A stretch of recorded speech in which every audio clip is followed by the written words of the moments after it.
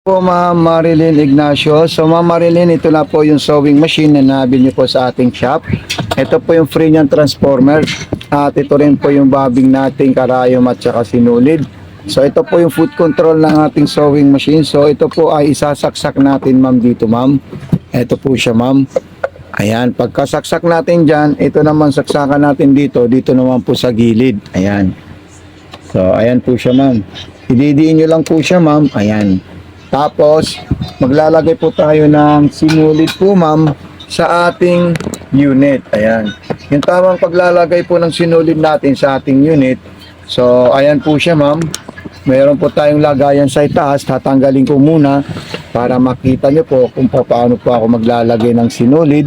Unang-unang gagawin po natin ma'am, sa taas muna bago po tayo sa ilalim. So, okay. So, ilalagay muna natin yan. So ayan po siya ma'am, pagkatapos natin ilagay ng ganyan, isasabit ko na po dito, ayan. Okay. Ayan po siya, ganyan lang po yung pagsabit natin.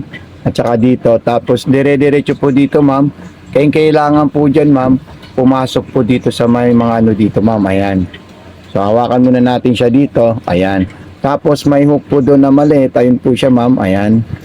Tapos gaganyan natin, then dire-diretso natin dito ma'am. Tapos dito naman po.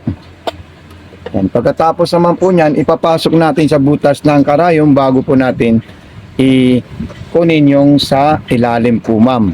Ayan.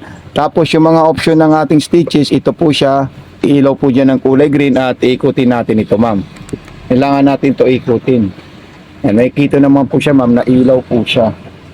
So ayan, naipasok ko po siya ma'am. Susunod ko dito, ito naman po, slide ko lang po ito ma'am. Tapos tatanggalin natin ito. Once na kayo po ma'am ay magpupundo ng sinulid, so tatandaan nyo po, dito po tayo magre-refill ng sinulid. Papasok natin dito. Tapos apakan po natin yung pedal ng ating sewing machine. So ayan. So tatanggalin ko na po siya ma'am kasi function naman po yan. At itong ano natin, ilalagay natin dito yan ma'am. Tapos papasok natin dito. At ikutin natin ito ma'am. Ayan, para makain niya po yung sinulid sa ilalim. Ayan po siya. And pagkatapos po niyan, ipapasok natin doon sa likod at igaganito natin siya. Ngayon, ito yung mga tinestingan natin. So pwede natin testingan ulit. Ayan po siya.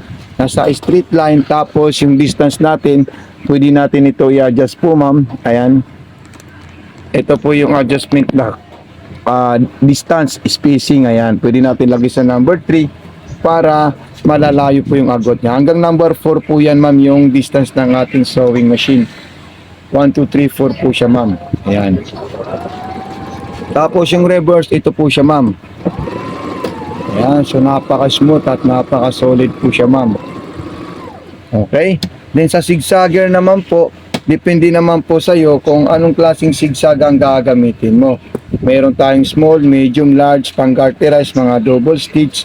Pwede nyo po yan ma'am subukan. So sa zigzag tayo sa medium, then gawin natin siyang masinsin. Malalayo po siya kasi number 3 gagawin kong dikit-dikit number 1. So ayan po siya ma'am. Then another, yung pang-garterize naman po niya ma'am. Ito po siya. Ayan. Tsaka yan, pang-garterize po yan ma'am.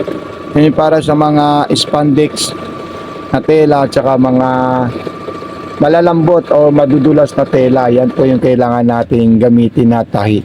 Para naman po sa mga double stitch at saka double zigzag, so meron po tayo ma'am. Ito po siya, tsaka pang edging. So ayan, diyan siya sa ano, double straight line.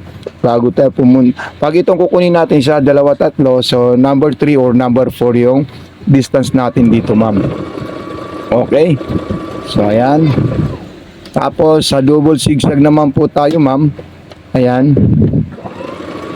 Tapos sa pang-aging naman po tayo. Ayan. So all goods, all function po siya ma'am. Then kung gusto na naman po ng pang-button holder, so siyempre pwede po to ma'am sa pang-button holder po ma'am. Ito po siya ma'am, ayan. Button holder, ilalagay. Pag button holder ang kukunin natin, automatically meron po tayong guide sa pang-button holder po ma'am. Ayan. Tapos lock naman tayo ulit. Ayan. Tapos punta naman po tayo ulit dyan. Okay. So ayan po siya ma'am.